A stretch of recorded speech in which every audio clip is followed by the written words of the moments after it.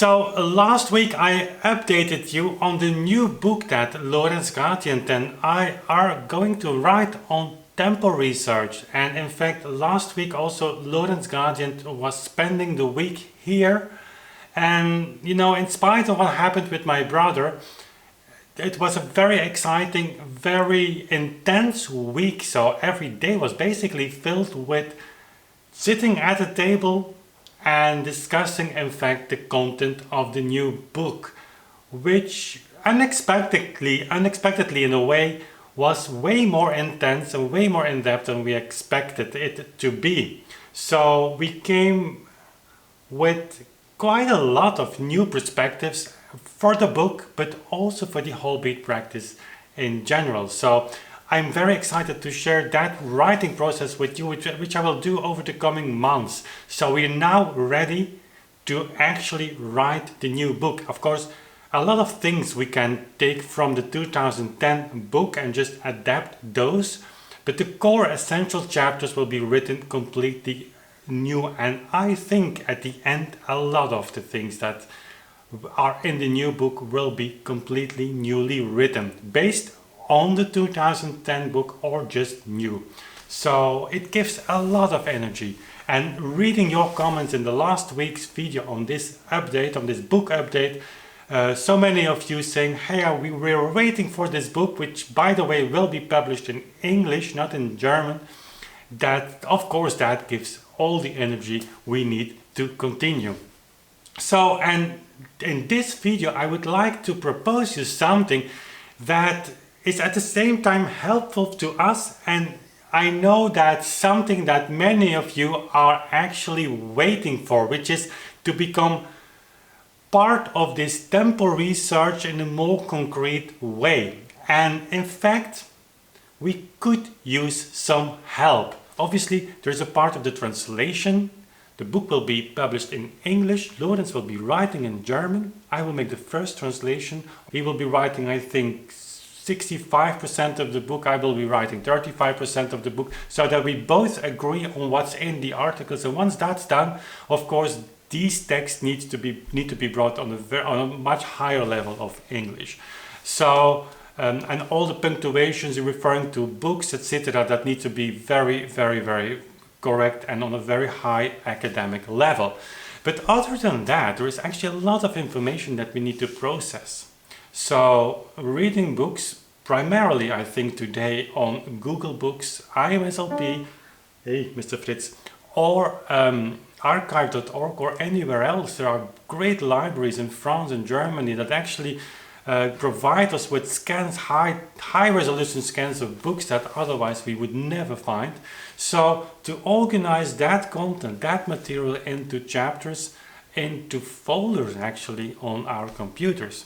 So that's a huge work, but I think that's a work that allow many of you, if you want to participate, actually to participate. I've just made a note here or a print of the things that we think about. So for instance, it would be great to have an overview from early recordings from people who play in double beat, thinking on Raoul Puño, the Nocturne, Bartók, Nocturne of Chopin, also in double beat. So a whole beat, to have an overview of the musicians, early recordings that still have this echoes of the tradition. Then I have here an overview of 20th and 21st century metronome numbers, so performances made from 1930 onwards, and see how the tempi are positioned against the original ones. So to make people aware that what we hear today is oftentimes very far from even the single beat interpretation of those old metronome numbers. It can be a mind opener. Then metronome numbers, that's a huge project that I'm thinking about for some years now, to invite people like you to contribute. Just go on IMSLP, there is tons of material with metronome numbers that no musician in the last 150 years looked at. So it would be great to have a database of metronome numbers, so that you could say, well, I take Mozart's Kachelverzeichnis 545, or just say one of the sonatas, and see which metronome numbers actually are available Czerny, motionless, perhaps Kulak, perhaps Köhler, I don't know, Bülow perhaps. So, but also going into the 20th century, perhaps there are 20th century editions with metronome numbers, so that you get an overview from the earliest metronome numbers, tempi and the tempo indications given to the latest ones. And I think seeing that can give us a lot of information besides the fact to just have the metronome numbers. I think if we could, that is a huge project on its own, that could lead, I think, to 5,000, 10,000 perhaps metronome numbers. Imagine to have a database like that. That would be great. Also there you could learn that the problem is huge. But because people, if they talk about tempo, they refer to some Chopin etudes and some other things, but actually the problem, quote unquote, is much bigger than that. If people would realize, if musicians would realize just how many metronome numbers we have, golden information of first-hand information of composers, oftentimes giving their tempi to our times. Actually, that's what they did. And then I think seeing that huge amount of metronome numbers, that could trigger people's minds to start realizing how important it is to understand those metronome numbers or tempo indications, and how fun it is and how exciting it is to just experiment with them. Also, a folder I have here, maximum playability. I will make some videos also on the maximum playability on a piano, which is actually very easy to set in a way that somewhere between 12 and 13 notes a second, I don't mean for just playing one run, but I mean page long, is a kind of really maximum limit. So it would be handy to have a list of pieces that go over that limit, as for instance the Opus 299 of Czerny, starting from 14 to 15 notes a second. So also there, when people would have that list, would realize how huge the problem is, and so how in need we are for a solution to those tempo indications. Definitions of oscillations, vibrations, maybe that's interesting. So I can imagine if you would participate and just read the source and see a definition of a vibration, so that's the swing of a pendulum, it would be handy to have a list as well. Oscillations, vibrations, tempo research is often focused on that, if it's double swing or single swing, but actually, and that will be something very new for the new book, it's not essential. The essential thing is to what these sticks refer to. If English authors in the majority are there, I mean, if you have an overlook of the definitions of oscillation and vibration, then the English authors tend to have the most definitions as single swing, so one tick, one vibration. But then of course it is interesting to see to what that tick of that vibration or that swing refers to, and oftentimes it will be also the subdivision of the note value. So it is not of prime importance, but it's important to have those definitions. Quotes on chains of tempi. It can happen that you read a diary or just a piano method or a method of a clarinet method of a violoncello or whatever, and there is in the 19th century a quote that informs us about change of tempi. Like for instance you have Moscheles, is the most famous author on that, talking about how tempi and in his later age from 1840 onwards increased. So to have those quotes underneath each other, organized by year, could give also a very nice overview to just reconstruct by reading those quotes the evolution of tempo and how tempo evolved during the 19th century and perhaps also 20th century. And then quotes, that's also a very important chapter, is quotes on the exactness of the metronome number, because that's one of the prime counter-arguments for the whole beat practice, which is, well, metronome numbers never were meant as serious tempo indications, which is of course very strange if you think about it, to just that so many composers, so many musicians took so much time to give us their metronome numbers, their tempo indications, if they weren't serious about it.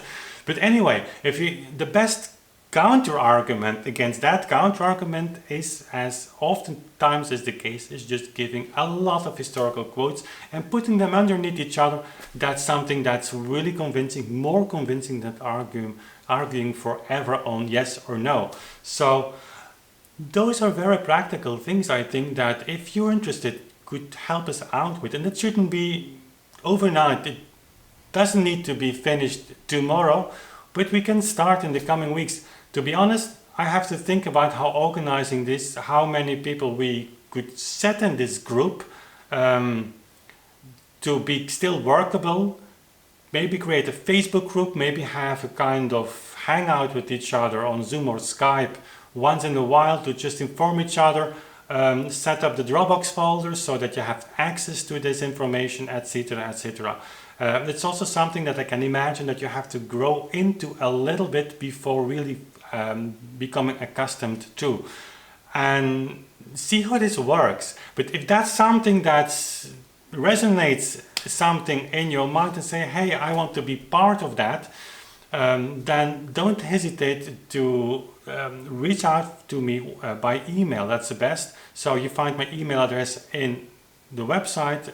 It's info@authenticsound.org, and then we certainly will come back to you and see how this continues. Of course, and when we have this Authentic Sound Research Squad, of course, there will be an important group, and of course there will be a mentioning in the new book, because your contributions there will be meaningful and will not stop, hopefully, when the book is published, because this research will be ongoing for a long time and perhaps for years to come. Also, the website will be redesigned, dedicated to this tempo research, where we can give all that information as well, available for people who want to do their own research, so that the website Authentic Sound will become a kind of the to-go place for tempo research.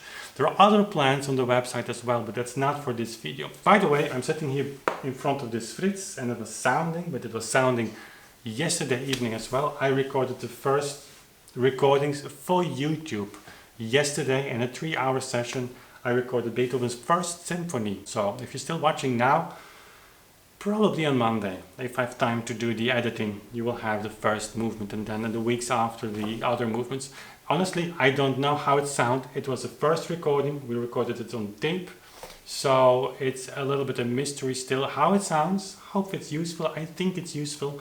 And the piano was wonderful. Even though it's not finished, there are still some things with the damping system that needs to be fine-tuned. But for that, I need to make recordings, because it's during these recordings that I really bring the piano on the edge of the possibilities, because then the focus is so big that of course the interaction with the piano is then one-on-one, and not all the pedals are working, but the piano is unbelievable, and for these symphony transcriptions it works so great. So looking forward to sharing that with you. That's it for now, so see you soon again. Bye.